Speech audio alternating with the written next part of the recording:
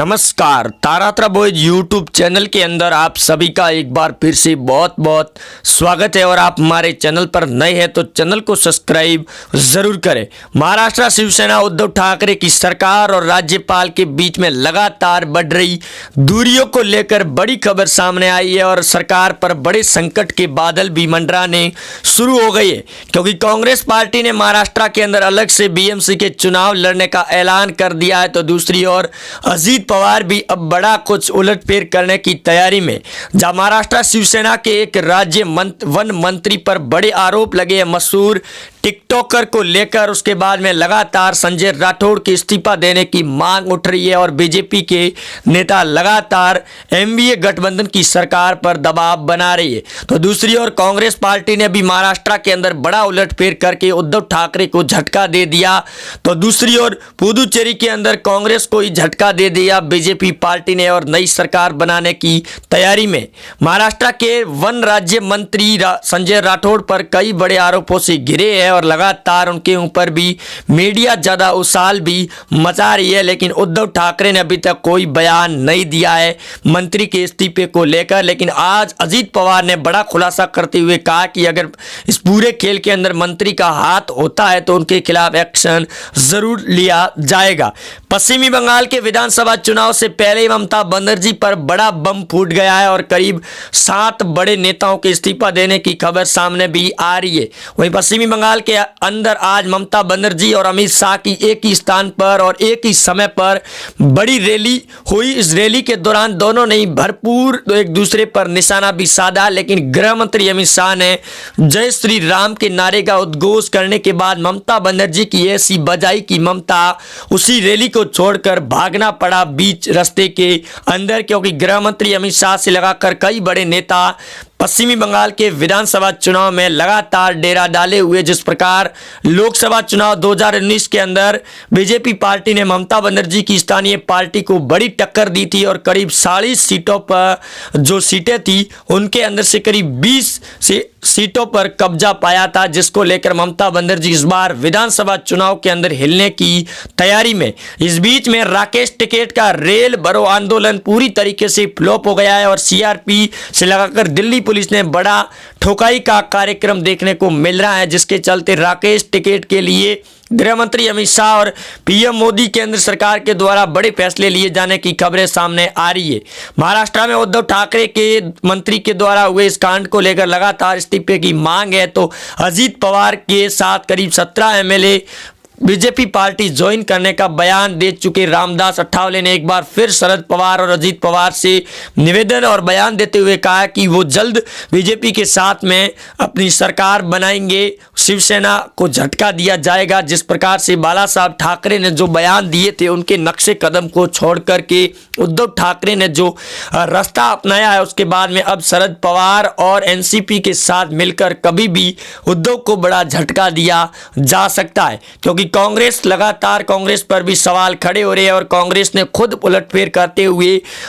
गृह मंत्री से लगाकर कई बड़े नेताओं के बयान भी सामने आ गए कि एमबीए और 3 पहिए की सरकार के अंदर कांग्रेस बड़ा उलटफेर की तैयारी में और उद्धव के लिए ये बड़ा सबक भी होगा महाराष्ट्र के अंदर। तो दूसरी ओर वन मंत्री के ऊपर लगे इन आरोपों के बाद में अभी तक कोई बड़ा अपडेट सामने नहीं आ रहा है, लेकिन शरद पवार ने भी बड़ा बयान दे दिया है कि जिस प्रकार से जो किसान आंदोलन चल रहा है इसके अंदर शिवसेना उद्धव ठाकरे के मंत्री या फिर उनकी पार्टी के कोई भी नेता आंदोलन का बढ़ावा नहीं दे रहे। हालांकि शिवसेना के राज्य मंत्री संजय राउत के द्वारा जो सांसद है उनके द्वारा जरूर गाजीपुर बॉर्डर पर किसानों को संबोधित किया गया था और उसके बाद तस्वीर साझा करने के बाद उनके ऊपर ही लोग भड़क चुके थे। लेकिन अब महाराष्ट्र के राज्यपाल जो भगत सिंह कोश्यारी है उनके बीच में बढ़ रही दूरियों के बाद उद्धव को बड़ी चिंता का डर लगना शुरू हो गया है और उद्धव के लिए ये बड़ा खतरा भी होगा कि राज्यपाल से पंगा लेना उनके लिए कितना बड़ा नुकसानदायक हो सकता है। कृषि कानून बिल को लेकर लगातार चल रहे इस आंदोलन के बाद में आज राकेश टिकैत के द्वारा रेल बंद करो आंदोलन छेड़ा गया था, जिसके अंदर केंद्र और केंद्रीय सरकार के द्वारा बड़ा एक्शन ले लिया गया, जिसके बाद राकेश टिकैत भागते हुए नजर आए। ममता बनर्जी के इन बड़े फैसलों के बाद में गृह मंत्री अमित शाह ने 3 बड़े पश्चिमी बंगाल से फैसले ममता बनर्जी पर कड़े लिए हैं, जिसके बाद ममता बड़ी भागती हुई नजर भी आ रही है। और ममता के ऊपर लिए गए फैसलों के बाद में कांग्रेस और असदुद्दीन ओवैसी की भी वाट लगनी शुरू हो चुकी है। और इस दौरान बीजेपी के नेता बढ़ चढ़कर पश्चिमी बंगाल के अंदर इस बार सरकार बीजेपी की बनना तय दिखाई दे रही है। ममता बनर्जी के सांसदों के द्वारा लगातार इस्तीफे की घड़ी सामने आ रही है। तो कल रात ममता के एक मंत्री पर बड़ा अटैक होने की खबर सामने भी आ रही है, जिसका बड़ा आरोप लगाया है बीजेपी के कार्यकर्ताओं के ऊपर, क्योंकि ममता और गृह मंत्री अमित शाह की एक ही समय और एक ही जिले के अंदर एक ही समय पर बड़ी रैली आज संबोधित की गई थी। और रैली के बाद ममता को नंगा नाच और भागती हुई नजर भी आ रही थी। वैसा ही हाल अब कांग्रेस का भी महाराष्ट्र के अंदर होने वाला है, जहां संजय राउत और उद्धव ठाकरे कांग्रेस के खिलाफ बड़ा एक्शन लेने की तैयारी में है। लेकिन उससे पहले कांग्रेस पार्टी बड़ा झटका देने की तैयारी में है उद्धव ठाकरे की सरकार को लेकर। और शरद पवार ने भी नाराजगी जाहिर करते हुए बयान दिया कि महाराष्ट्र के अंदर एनसीपी, रांकपा और कांग्रेस पार्टी ने मिलकर उद्धव की सरकार बनाई है, तो उद्धव ठाकरे को उनकी बात सुननी होगी। जम्मू कश्मीर के अंदर धारा 370 हटाए जाने के बाद भी लगातार गुपकार गैंग कमेटी के लोग चीन के रास्ते से और भारत को बदनाम करने की जो साजिशें रच रही है, गुलाम नबी आज़ाद ने उनको पूरी तरीके से बेनकाब कर लिया है। क्योंकि जैसे ही गुलाम नबी आज़ाद राज्यसभा से आज़ाद हुए हैं, उसके बाद में वो मोदी के मुरीद और मोदी के भक्त होते हुए बयान दे रहे हैं। क्योंकि गुलाम नबी आज़ाद ने ये दावा करते हुए कहा कि कांग्रेस जम्मू कश्मीर के अंदर पूरी तरीके से फैल और नाकाम हो गई है। और इसी वजह से अब कश्मीर के अंदर आवाम को शांति के लिए बीजेपी पार्टी का बड़ा एक्शन लेना बड़ा ज़रूरी हो गया था। और जो फारूक अब्दुल्ला से लगाकर महबूबा मुफ्ती और भी कई बड़े नेताओं पर जो एक्शन लिए गए हैं वो पूरी तरीके से सही है। क्योंकि लोगों के बीच में गलत भ्रांतियां फैलाने के लिए लगातार कश्मीर के नेता जो फारूक अब्दुल्ला, महबूबा मुफ्ती और भी कई बड़े ऐसे नेता थे जिनके द्वारा लगातार कश्मीरी पंडितों पर कुछ बड़े अत्याचार किए गए थे। इसकी वजह से उनको कश्मीर को छोड़ना पड़ा था। लेकिन गृह मंत्री अमित शाह ने बड़ा एक्शन लेने के बाद पश्चिमी बंगाल के अंदर शांति का माहौल है। तो दूसरी ओर पाकिस्तान के प्रधानमंत्री पीएम इमरान खान भी लगातार दे रहे बयानों के बाद में उनकी भी जबान पर लगाम लगा दी गई गृह मंत्री अमित शाह के द्वारा। और अब जब महाराष्ट्र के मंत्री जो लगातार सामना मुखपत्र के जरिए बीजेपी और गृह मंत्री अमित शाह पर जो बयानबाजी कर रही है, उनके ऊपर भी जल्द बड़ा एक्शन लिए जाने की तैयारी में।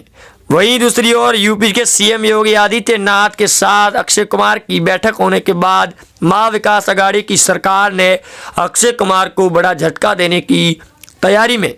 पश्चिमी बंगाल के विधानसभा चुनाव को लेकर प्रियंका गांधी वाड्रा ने भी बड़ा ऐलान किया है कि जैसे ही तारीखों का ऐलान होगा पश्चिमी बंगाल के विधानसभा चुनाव का, उसके बाद में कांग्रेस पार्टी भी उतरेगी चुनावी मैदान के अंदर और एक बड़े तौर पर अपने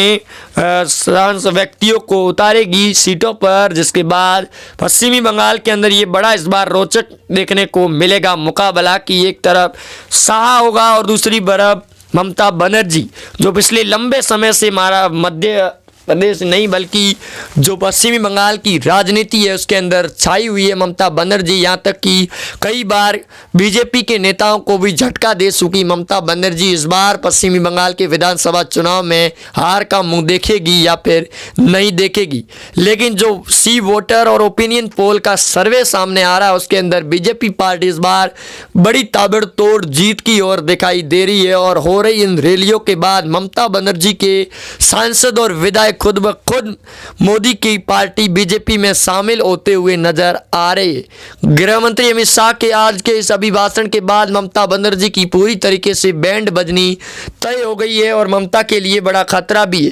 किसान आंदोलन में राकेश टिकैत की हवा टाइट करने के लिए गृह मंत्री अमित शाह ने बड़ा एक प्लान तैयार कर दिया है और इसकी जल्द बड़े ऑपरेशन की घोषणा भी हो जाएगी। और ममता भी नहीं बल्कि खुद ब खुद विपक्ष की सारी पार्टियों के नेता फंसकर सामने आ जाएंगे, क्योंकि लोकसभा सदन के अंदर असदुद्दीन ओवैसी की पूरी तरीके से मारकर रख दी थी अमित शाह ने जम्मू कश्मीर और मुस्लिमों को लेकर उठाए गए मुद्दे के ऊपर, जहां असदुद्दीन ओवैसी हिंदू मुस्लिम पर आकर उतर आए थे और उनको पूरी तरीके से बजा कर रख दिया था। और अब बारी है संजय राउत और महाराष्ट्र के शिवसेना सरकार की, जहां एनडीए गठबंधन में बड़ा भूचाल आने की तैयारी शुरू हो गई है। और राज्यपाल भगत सिंह कोश्यारी के द्वारा भी जल्द बड़ा उलटफेर करने की तैयारी में, क्योंकि राज्यपाल भगत सिंह कोश्यारी और उद्धव ठाकरे के बीच में बड़ी दूरियां बढ़ती हुई नजर आ रही है। और इस दूरियों को कम करने के लिए शरद पवार लगातार कोशिशें कर रहे हैं, लेकिन उद्धव के मंत्री लगातार अपने तीखे बयान और तीखे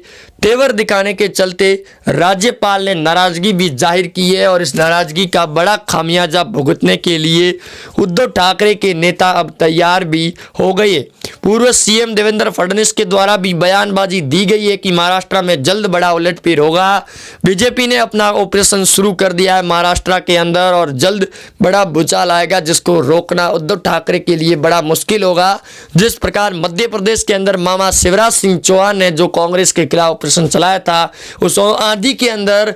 कमलनाथ ही नहीं बल्कि दिग्विजय सिंह से लगाकर कांग्रेस के कई बड़े नेता उड़कर चले गए। और वैसा ही अब हाल होने वाला है एनडीए गठबंधन का, जो 3 पहियों में पहिए टूटने की कगार पर है।